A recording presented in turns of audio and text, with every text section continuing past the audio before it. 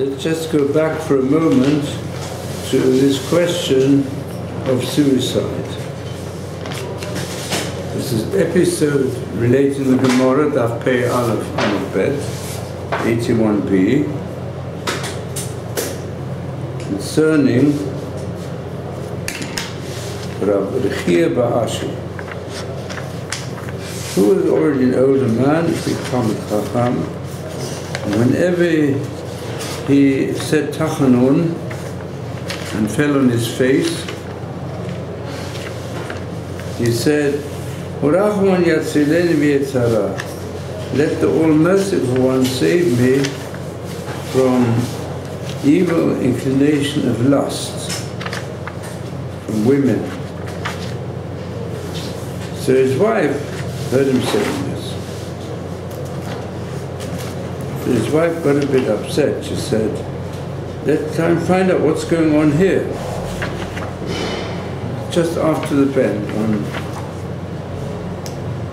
81b, Pei Aleph Amud Bet. Kama Shani the Porek Leminoi. For some years he has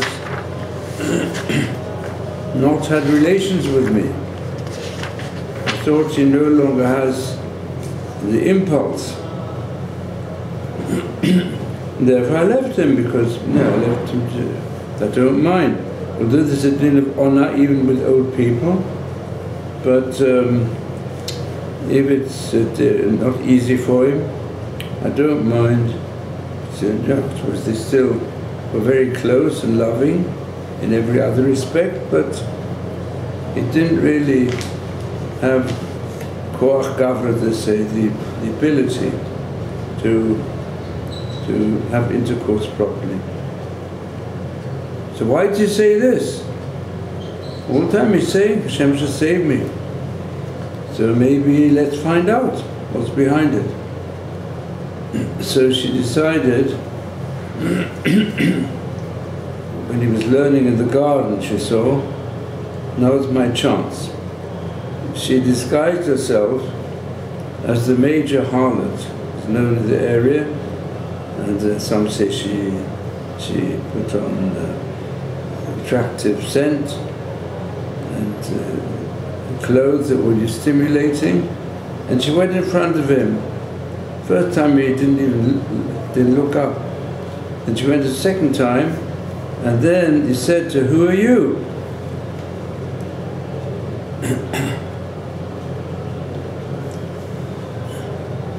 So she said, "I'm this harlot." She introduced herself with the well-known harlot has come now.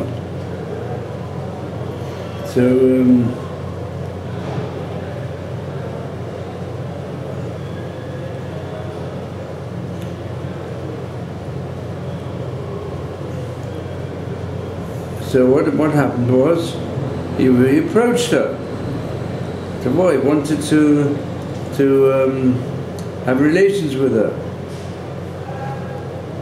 So she said, "Oh, you go and bring me the pomegranate, the juicy pomegranate on top of this tree." So he went to the tree, to the branch, to get the pomegranate and gave it to her. Then there's a question what happened afterwards. It's not described here clearly. Some versions have that he actually had relations with her, and some say that then she disappeared, she ran away. When she came home and she was baking something in the oven was very hot, so he went and sat in the oven. First I'm going to bring here the interpretation of the Ben Ish Chai and others who say that he felt he has to atone for his sin, and she asked him, "What are you doing? Why are you going in the oven? You're burning your feet. Why are you doing it?" So he said to her, "What happened?" He said he had given in to temptation. least, according to one explanation, he actually had relations with this woman. According to others, he just intended to. But he thought whatever it was, some say, it's all different interpretations, some say she was a niddle. Therefore, he had to have a stronger atonement. For this woman was, he also knew if she's a Jewish woman, then he's chayiv koros, to have intercourse with her. And some say, if she's just a loose woman, so it transgresses the law, which the punishment is not so severe. In any case, either he intended, it was the intention, or was the actual action, for which he knew he had to have an atonement. So he thought the atonement is my feet that ran to even according to the explanation, he didn't actually do it, intended to, but my feet ran because I was stimulated. I was going to have intercourse with her. And I don't know, that alone is something which I need an atonement. It says, Yisurim Amarkim, suffering brings atonement. Which is the pasuk of the love? For what? For the love. For what? For the love, yeah, of that he shouldn't be with That means, it says a person should not have intercourse with a kadesho, with a loose woman. Which pasuk is it? It's in Kiddushin. No, it's a Kisetze, sorry, Kisetze. Kisetze.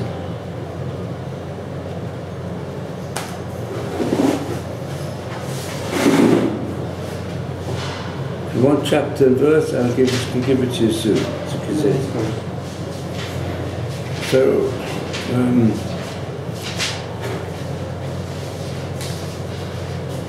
So he told her the whole story, what happened. And he was crying about it, and he was crying for his feet getting burnt also, for having jumped to do it.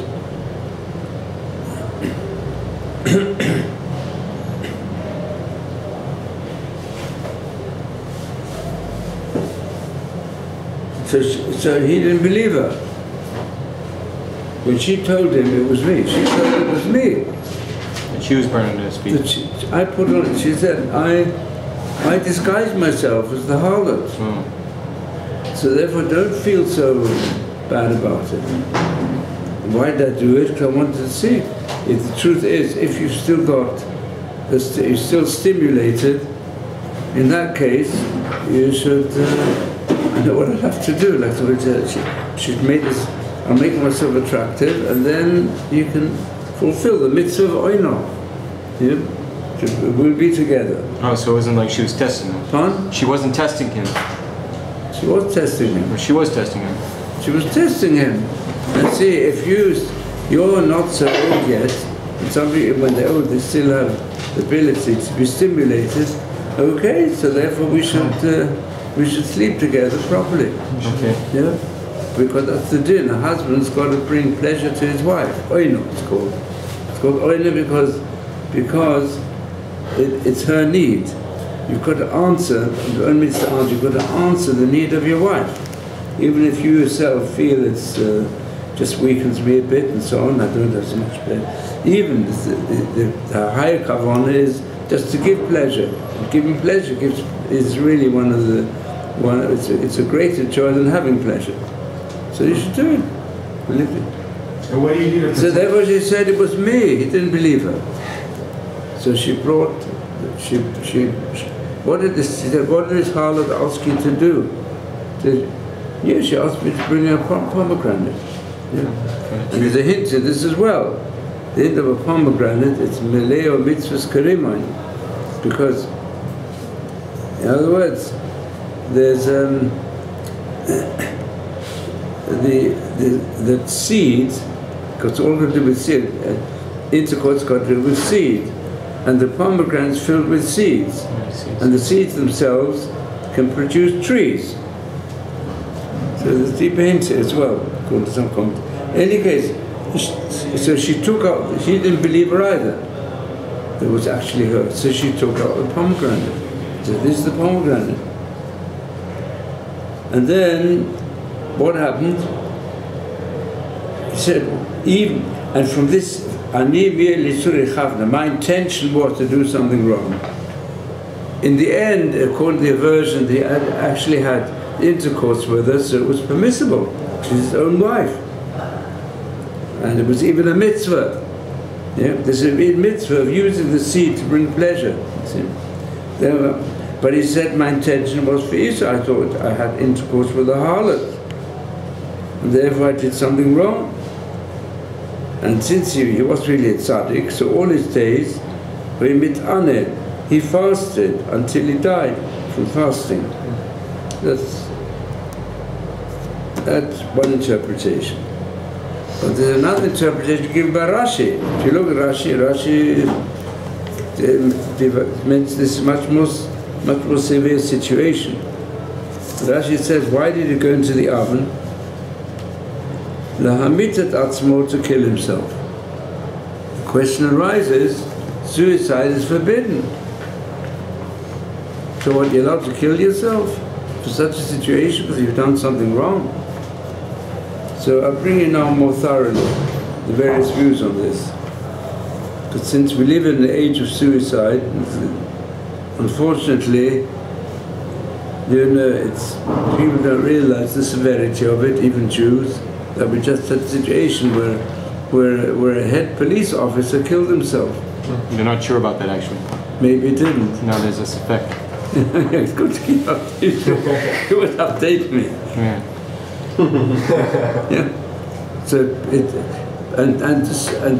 and when we discussed this in the previous year, so I pointed out that suicide is referred to the Chumash as a branch of murder. So you'll be in front of Hashem just like a murderer. But there are a number of sources from which it implies you're permitted to commit suicide for penitence.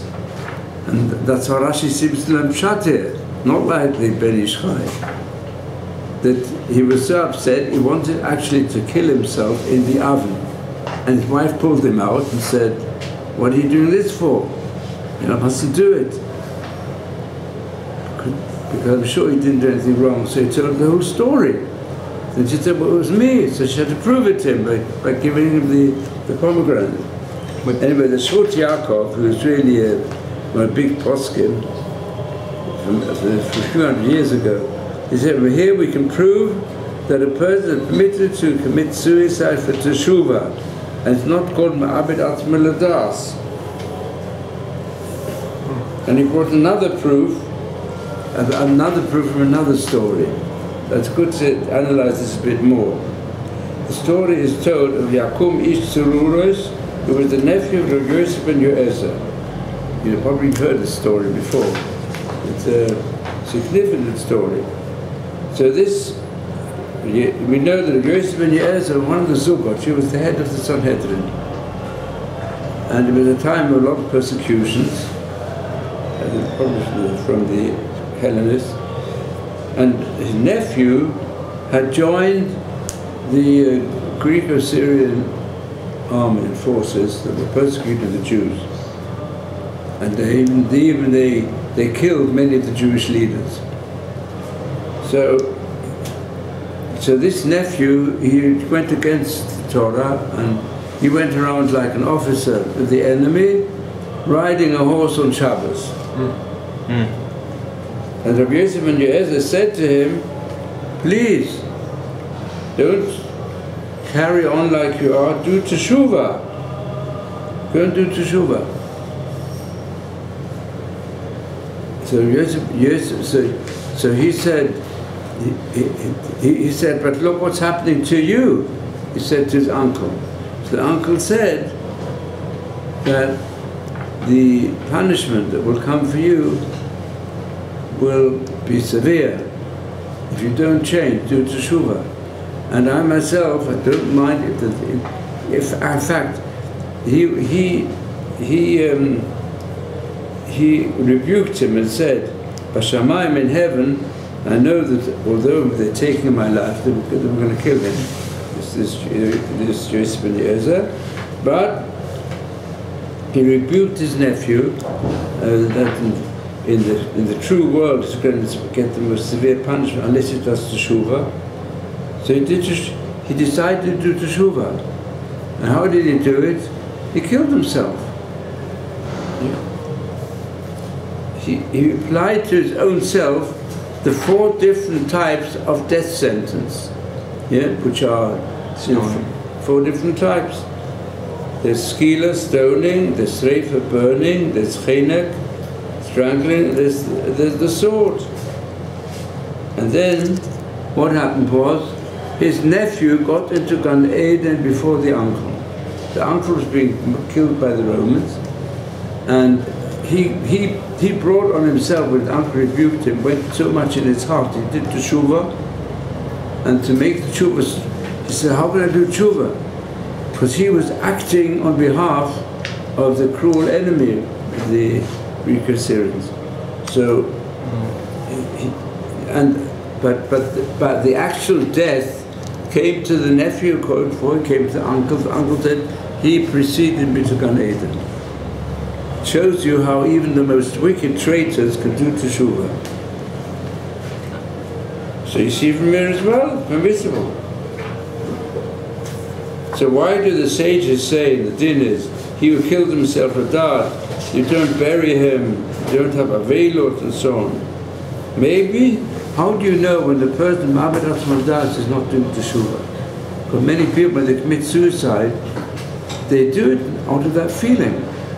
And in fact, today we rely on that a bit. A person commits suicide, often we do make a levaya, and we do because we assume either the person, something's happened, became insane, and for an insane person you can make a shiva and everything, or we also assume that he may have done it out of feelings of guilt. Sometimes they do it because they're too much afraid to face the public, because they're being shamed at different things, all that, you've got to work the other. But often they do, I've really done wrong, and I can't face life anymore, I don't deserve life. Do it out of tshuva. And this raised the whole question. And that, she said, min hastam, the din still applies, we don't do because of tshuva. There's not, but not to. And especially if he takes something upon himself, which was clearly because of tshuva. He said, I say, I am like Haruge Betin. Haruge Betin,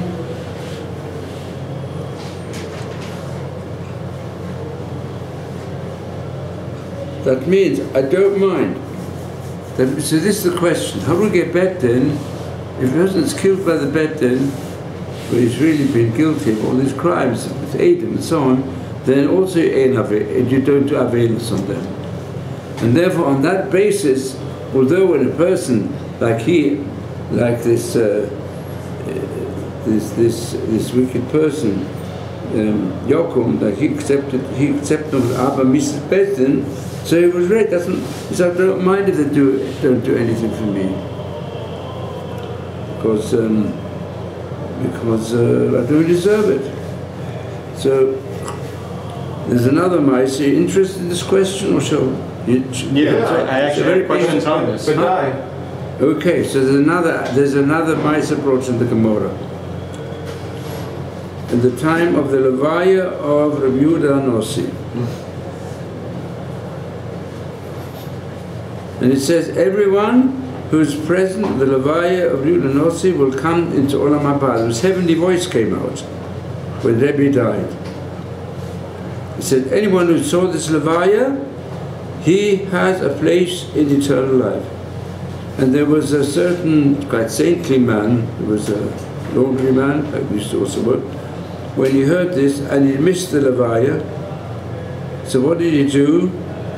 He went on the roof and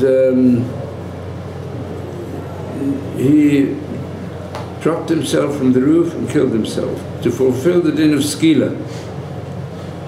So another situation, down to Teshuvah, he said, I missed this Levaya which could have brought me to Olam Haba. So one of the commentators say, you can't prove from here that a person is allowed to do it. He only did it because to get to the Levayim and Chal Shabbos, that was permissible. But here, this goes with this question here, according to the opinion that he thought she was a harlot. And a harlot is just a law, Loti Kadesha, Ibnei Israel, which is brought in Kitetze. That's why it says, the other explanation, he thought she was a Nida. That's why he wanted to kill himself. And according to this, he changed his mind when he believed that it was really his own wife. Anyway, all these are discussions, but halachically, in all questions of this nature, it's called simple, psak, we have to go like the lenient opinion. In other words, it's forbidden. Why? Because in Pikuach Nefesh, you always have to be makel. Yeah? Like even on Shabbos, the question, it's permissible, you go to Chumrah for Pikuach Nefesh, not the Chumrah for Shabbos. If there's a sof in Pikuach Nefesh, the din is, you can transgress all Averas in order to save a life, including saving your own life. So therefore, la halacha, I don't think you can learn from here that it's permissible. It's, even Rashi, because Rashi said he wanted to kill himself as a tzaddik. So you can say that the thoughts came to him, maybe, that I don't deserve to live. That's it. He threw himself into the oven, and like the previous Maisa brought, where he was saved by a miracle from being killed. So perhaps the sign is Hashem is both say doesn't want you to kill yourself. And here we've got other commentators that say, who says these stories prove that you're allowed to do it? You say, I don't certainly.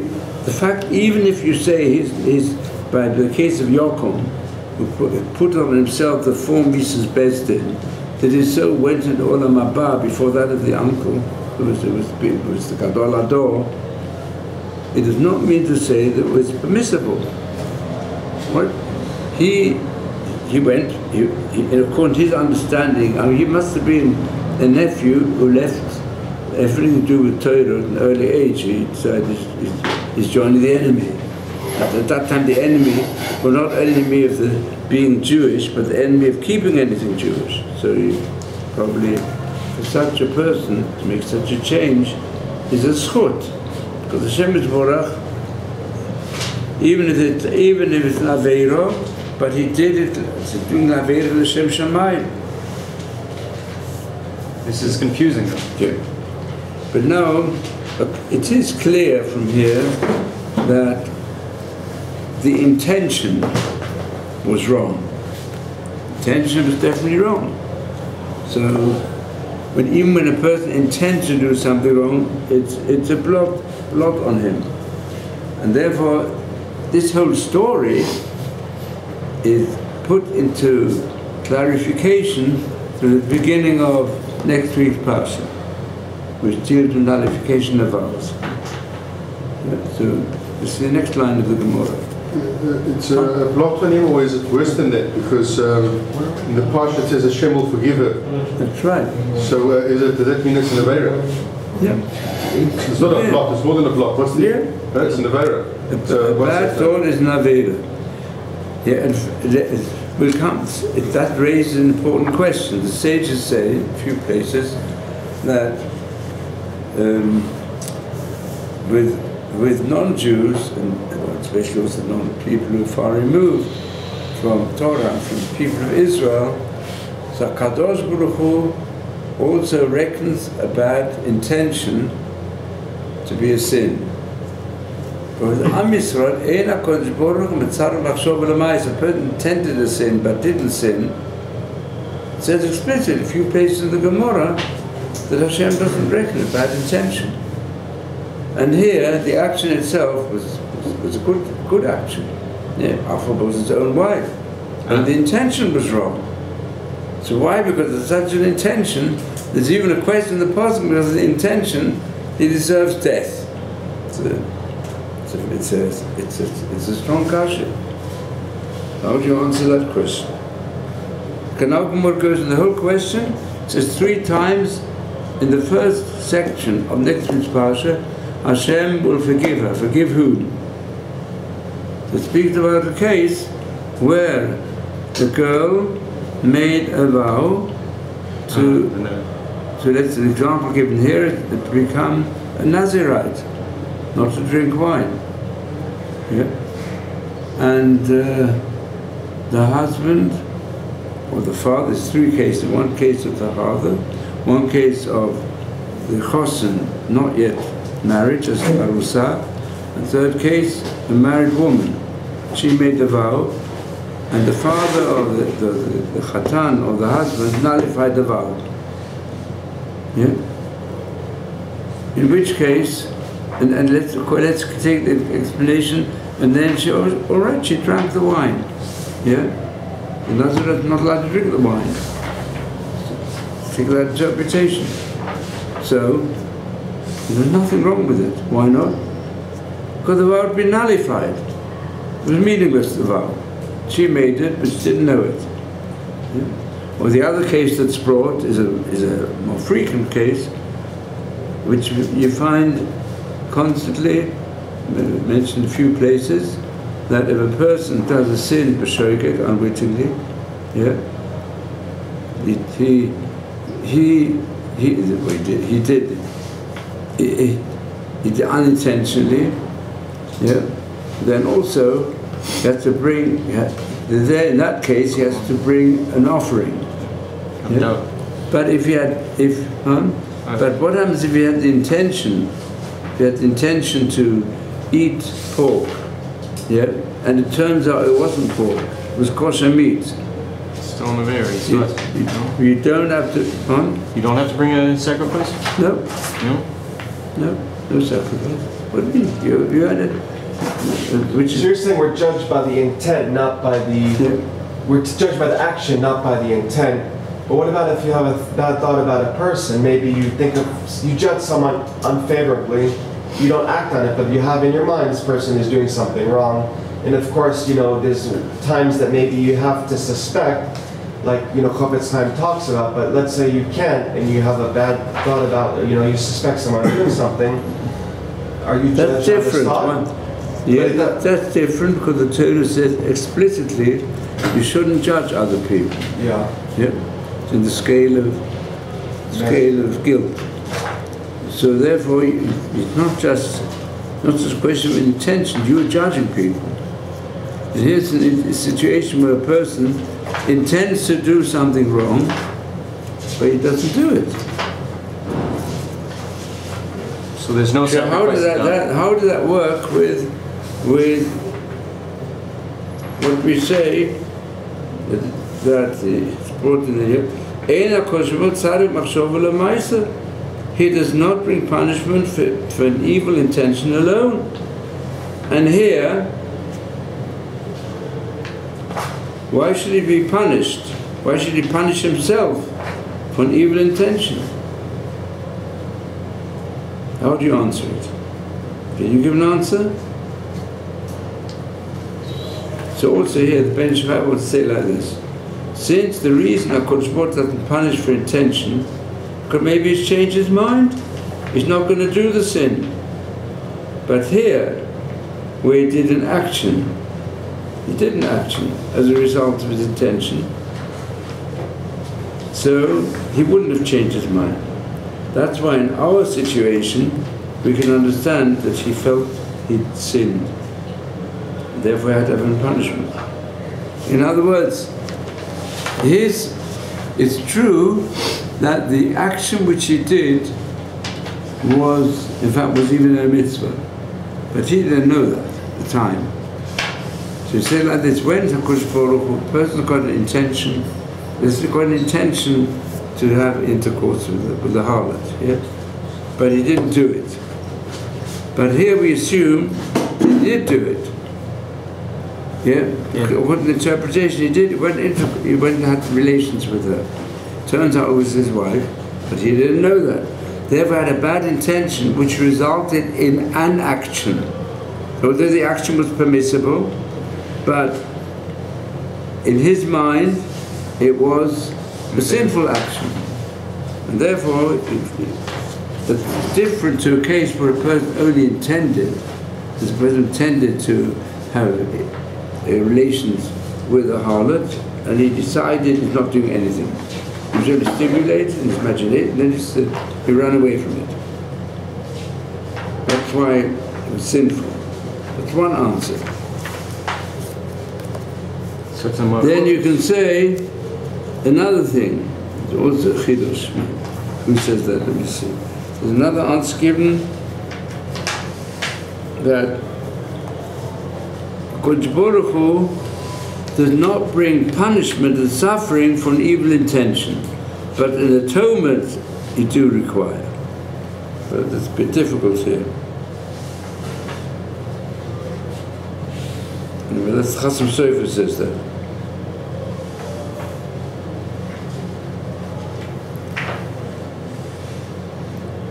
It does need a slicha v'chapor, and he proves it. How do we know? Machshava Ra'ah needs an atonement. If it needs an atonement, it means there's something wrong with it. But HaKadosh Baruch Hu doesn't punish it as though he did the action. But you should... Because the oil offering, the offering that's burnt up entirely on the altar, is mechaper on hiro raveiro.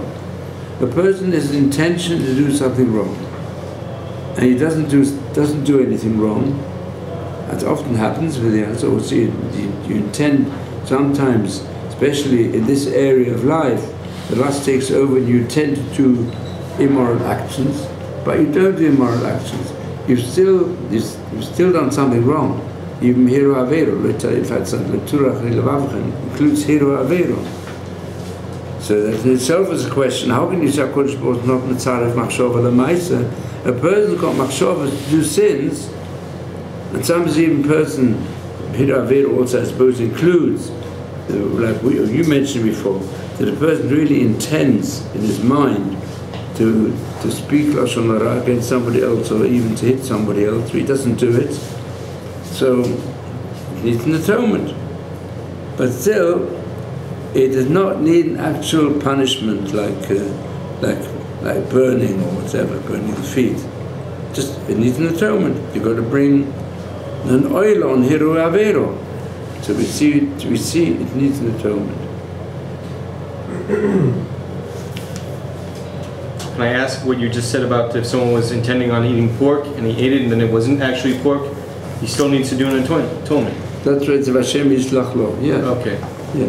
So that we'll see, we'll go to and analyze this Gemara more thoroughly. Yes. Is there a credit given for the person withholding his action from his thought? He has this thought, but he's stopping himself from doing it. Yeah. What happened? You know, you're okay. So you have to do a offering on your thought, or some kind of atonement. You know, tachanun, or when you do your bedtime shema. Say, I'm sorry for any bad thoughts that I had. But what about that you stopped yourself from doing it?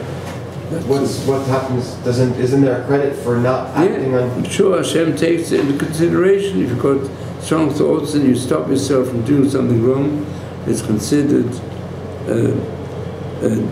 Certainly, the thought was still. That's why Hashem will not punish you for the thought. As long as if you do some teshuvah, today you can't actually bring an oila, but if you should try to do teshuvah, and the main teshuvah for lustful thoughts comes from the learning Torah. So now let's go inside a bit more now in the Gemara of the Hashem Yislach Lo. Because the Gemara on this episode, which happened with the wife of Rechia Ba'ashi, it says, we learn it from the Tanya, from this Braita. Can you say Moshe? Isha Hafiram, Hashem Yislach Lo. It's that Pe Aleph Omid Beis, middle of the page. Isha Hafiram, Hashem Yislach Lo. What does it speak about? Where is it exactly? In the middle about of 10 lines from the bend to Sanya. Bit more than that. There's a little circle right before it. Isha Hafiram? Yes. Yep. Isha Hafiram, Hashem Yislach Lo. ומה הכוסות מדבר באישה שנדרו בנזיר. ושמה ביילו ואיפר לה, ואילו ידע שאיפר לה ביילו ועשר שויס יין, ומתמאה למסים. So Rashi says, "B'mer katuv medaber." Rashi. Since the husband had nullified the vow, what sin has she committed? The vow has been nullified. So why did he need an atonement? But what happened was, she got drunk. so Rashi asks, when did she drink the wine? Why did Rashi say miyad?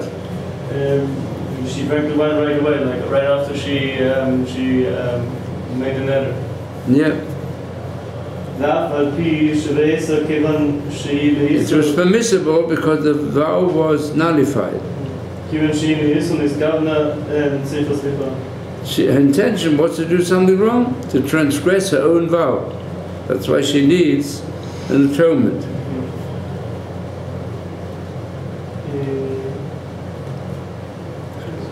Her husband, as soon as he heard her saying it, he nullified it, but she didn't know.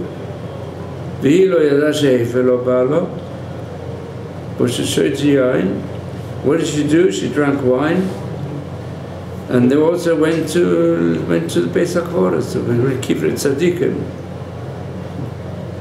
So on this basis, Rabbi Akiva, when he came to this posuk, he cried, why does she need an atonement?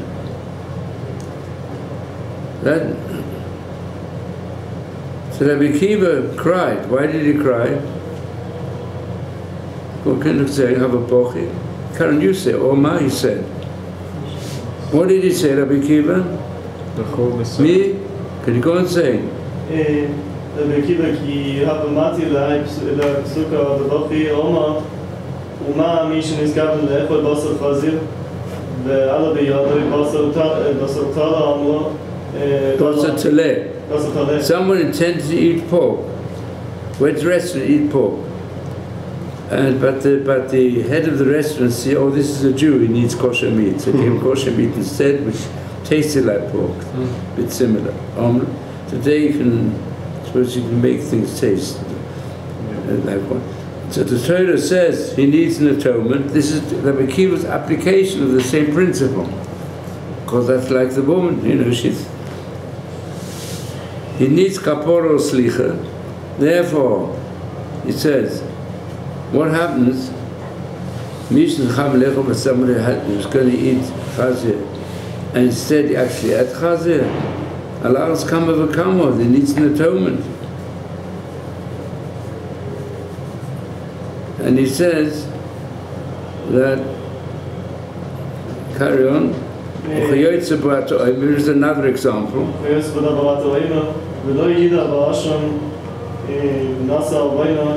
Now what does this refer to? This pasuk. It speaks about an Osham Torah. What's an Osham Torah? And if you know, No. you can tell what an Osham Torah, mentioned the Chumash, is a guilt offering on a person having eaten something which perhaps was chaylev. And then there's two pieces of meat. One of them is the forbidden fat, and the other piece is kosher meat. Yeah, two pieces of meat on his plate. And he ate one of the pieces and doesn't know which one he ate. Now, if a person does not know the law of chaylev, or is not aware of, didn't investigate what he was eating, just got a suffix. Let's say, what's the din if a person eats a piece of forbidden fat, but he forgot that it was forbidden? or he didn't investigate what it was. What's he have to bring? Got to bring a sin offering. He actually ate chaylev, no question. His action was a forbidden action, but he's got to bring a chatos, a sin offering. Sin offering is brought for doing a chiyuv koros, b'shoigeg. The question is, why should a person be liable to bring a sin offering if he made a mistake? He thought the meat is kosher, it turns out it's chaylev. Or he thought this melacha is permissible, or he didn't know it was Shabbos and he did a forbidden action. He's got to bring a chatos. Why do you have to bring a chatos, a sin offering, if you forgot that it was forbidden? Or if you forgot the mitzvah, you forgot it's Shabbos today, and as a result you did a melacha. Why do you have to bring a sin offering? That's what you have to understand. Why? Why do we? You didn't intend to do anything wrong. But you did it. You did it. So why should you?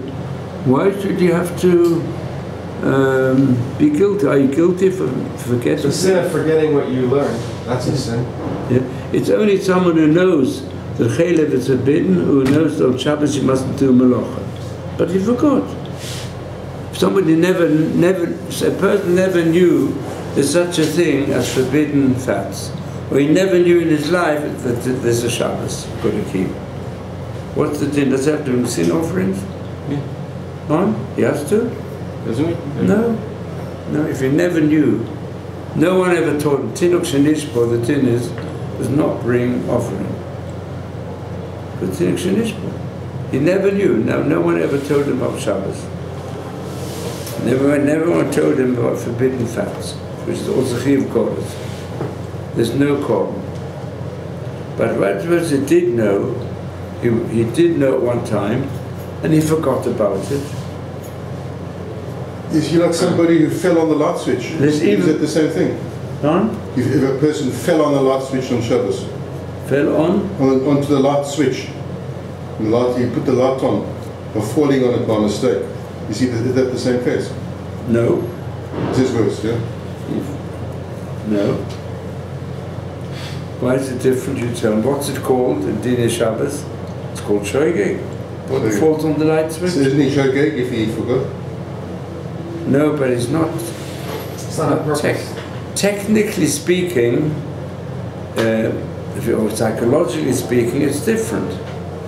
The essence of the type of forgetfulness for Shabbos, let's say, where we take it happens more frequently, where we say something is shogeg, of which you have to bring a korban, like the Mishnah said, Rabbi Shmuel said, the sages said, on Shabbos you shouldn't read by the light of a petrol lamp or oil lamp. Why? Because you might forget, and when the light begins to splutter and so on, so you go and adjust it, it should burn properly. You forget that it's Shabbos, yeah? Or you'll forget that it's forbidden on Shabbos, yeah?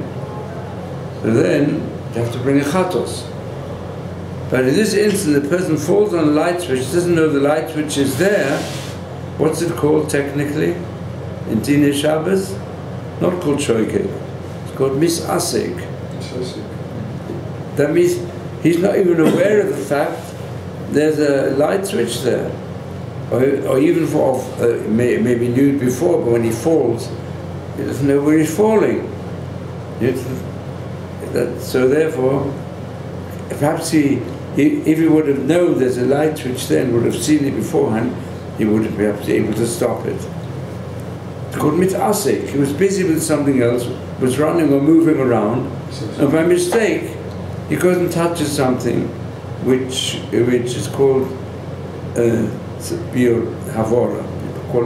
You put it on the light, you put it on a fire. For that there's no korban. But if he's in his own house, doesn't he have the responsibility, like of making sure that this doesn't happen before Shabbos? How can you do it? You can't always. I mean, if you're in a goy's house or somebody who doesn't All keep right, you Shabbos, could have been okay, more careful. No, and you fall on it. Put on top of switches, you put a covering, so it doesn't happen. Okay. Isn't that part of preparing for Shabbos? Huh? It's part of You preparing. don't have to. No, you're talking about the same have to. person or what? She's talking about roughhousing. Maybe I'm people are playing around and- giving you the principle. that's something you The can principle is prepare for. shoygeg applies something that you really knew but you forgot about it. Why should you have a liability?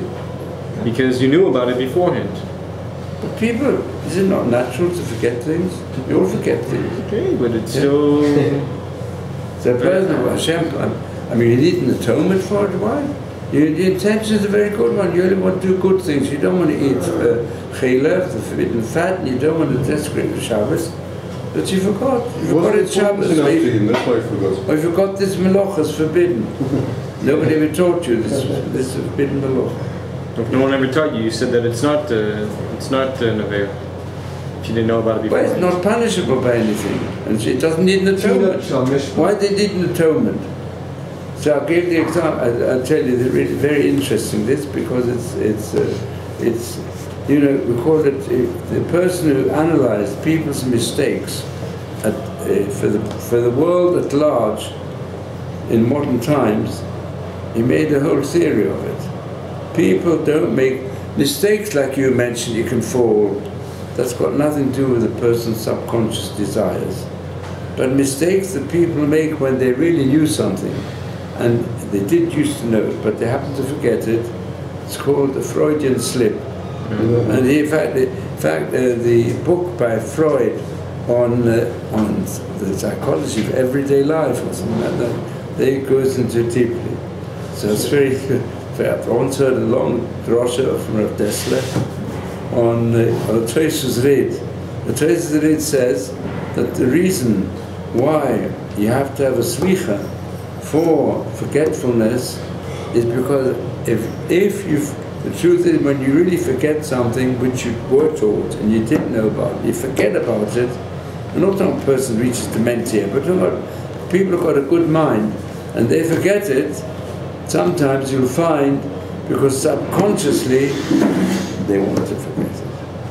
So so he brought this Tosis Red in Kiddushin about it in other places.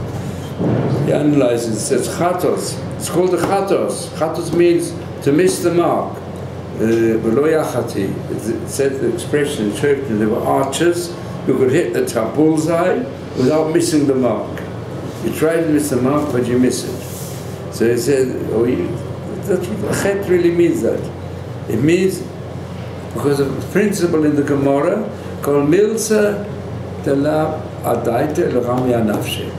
Something which a person l'ramya nafshe doesn't put into his soul, then he's likely to forget it.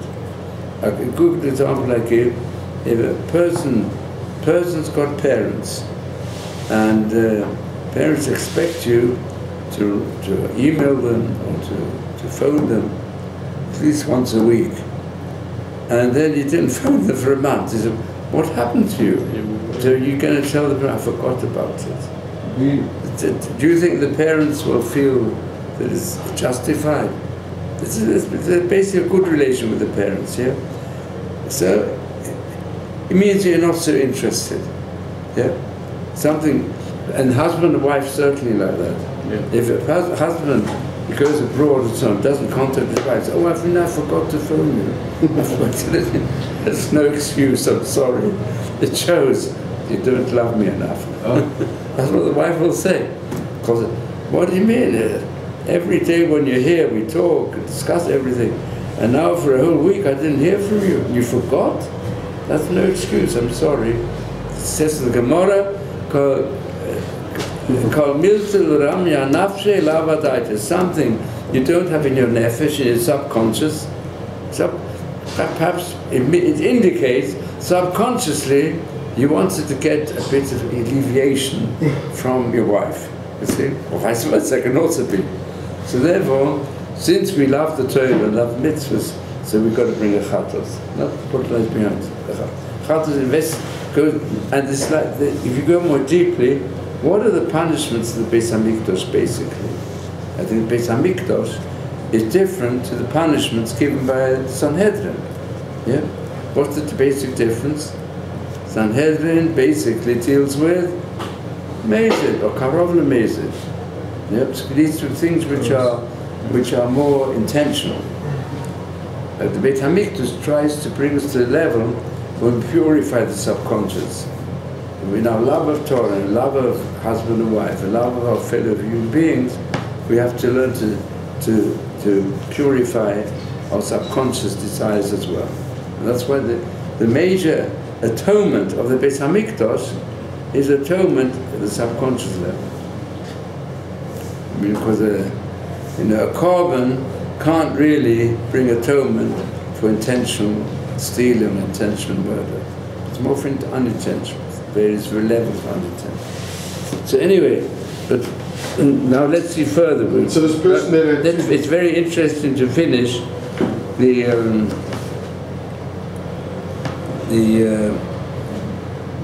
statement of Rabbi Akiva. Yeah, then he brings V'lo Yadav or Shem. That is the guilt offering. That means not only the chatos. The chatos is brought when you've definitely transgressed a prohibition. A guilt offering is brought when it's a doubt. It's a suffix. Yeah. So then he said, when he cried that Mishin is chaven lechol shuman. Shuman is fat which is permissible, and instead he had chaylev. The Torah says, "V'lo yodav or shem."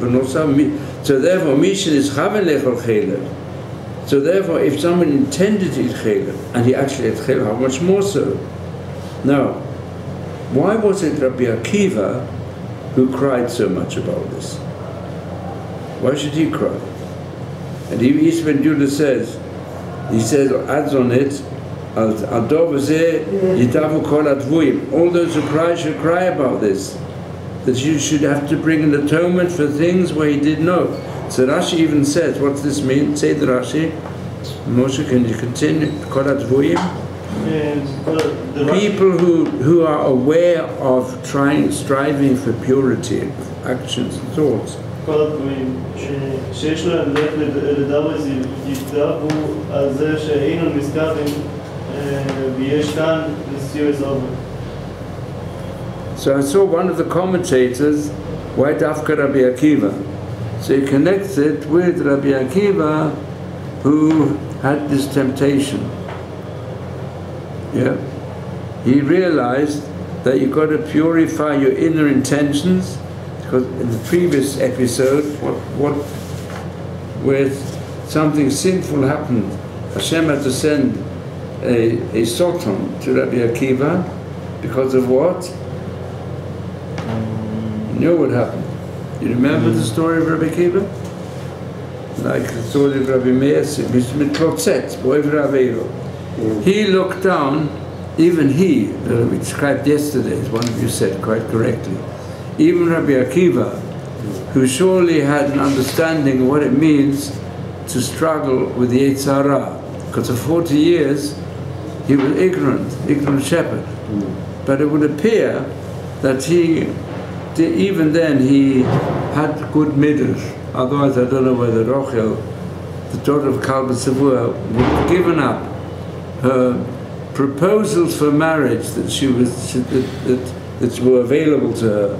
Instead, she chose this ignorant shepherd, as a result of which the father, who was like the leading supporter of the Jewish community and of Torah also, and he was very upset, and therefore he dismissed her from any part in his wealth, and they had to sleep on straw and so on. And then we see, however, that the dedication of Rochel to Rabbi Akiva was so great that he became the greatest teacher of Israel. And he even reached the level when he mocked at people who go and sin with the sin of lust. So therefore, the Sultan came to him as an attractive harlot. And he jumped up, Tzadikatom Yifrach, he jumped up to go and reach her. And then the Sultan said, you know, I'm not really this attractive woman, I'm the Sultan. I've come to test you. in order that you should realize it can happen to you as well. Is this in the middle of the river? Is this in the middle of the river? The palm tree. No, Palm tree. In his Torah safe. Okay. The river of the river was Rabbi Meir, Yeah. and the palm tree was Rabbi Akiva, Tadei B'Tomifra. So therefore, it's Rabbi Akiva who recognized, as a result of this confrontation with the Satan, that, not simple, the inner life of a person is constantly being tested, and therefore he's got to try and purify his inner desires also. And therefore perhaps you're crying about the temptation you almost fell into, but it's there to teach you a lesson. And always recognize that you've got to, some even say Rabbi Akiva's the deeper aspect that he was brought to his terrible death. And the fact that here it's too late now. But I'll leave it. It's a beautiful interpretation. I'll have to bring in the next year. Rabbi Akiva is the one who is the author of this statement.